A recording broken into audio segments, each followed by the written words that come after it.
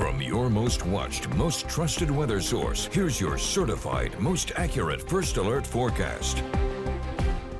The word cold is still going to come up a lot in our forecast over the next week, and tomorrow, not as cold. We'll get into the upper 40s, may touch 50 on the coast before things start to get a little bit colder after the rain. Now, Monday going to be interesting just because we'll have a little bit of ice to the north, could even have a little bit of ice tomorrow night to start off this next system.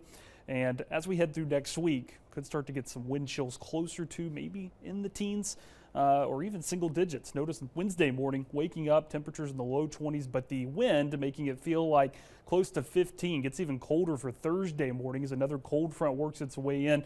Air temperature close to the teens, but the feels like anywhere from about 8 to 12 degrees. That is very, very cold air. For this weekend storm system, not the one next week, we already have winter weather advisories north of the state line. They do go down into the upper elevations, a little bit of North Carolina. Winter storm warnings mainly to our north in Virginia, West Virginia, all the way back over into Missouri and Kansas. Blizzard warnings from Wichita up to Kansas City. Ice storm warnings there in southern Missouri and Illinois. Already have a little bit of snow and ice starting as this system really starts to get underway. So that's going to start to arrive late tomorrow night. Still think if we have any showers in the area tomorrow evening, tomorrow night, could start off as a little bit of sleet, but we're going to be above freezing. So it's going to melt on impact. It can sleet all at once, but it's going to melt as soon as it hits the ground. Even on bridges, would not expect to see any slick spots until you get into Virginia. And notice as we head into Monday, it's going to be a cold rain for us. Maybe not cold along the coast where temperatures could get a little bit warmer. At times, it's had some snowy weather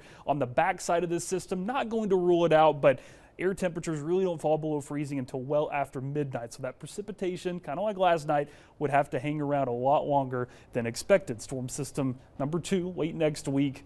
Looking pretty impressive to our west. This will be our best chance for wintry weather, but I don't know if it's going to stay wintry the entire time. I think we'll have maybe some wintry mix, ice, probably a better chance than snow, and then turning to rain on Saturday as temperatures go above freezing. Less wind tonight, but still cold, single digits instead of the stronger winds. You look out from Grifton, skies are clear. Washington, things are quiet there as well, but still the flag moving around in the breeze. Notice our breeze tomorrow, not as impactful as it was today. Sunshine through the first half with clouds increasing late.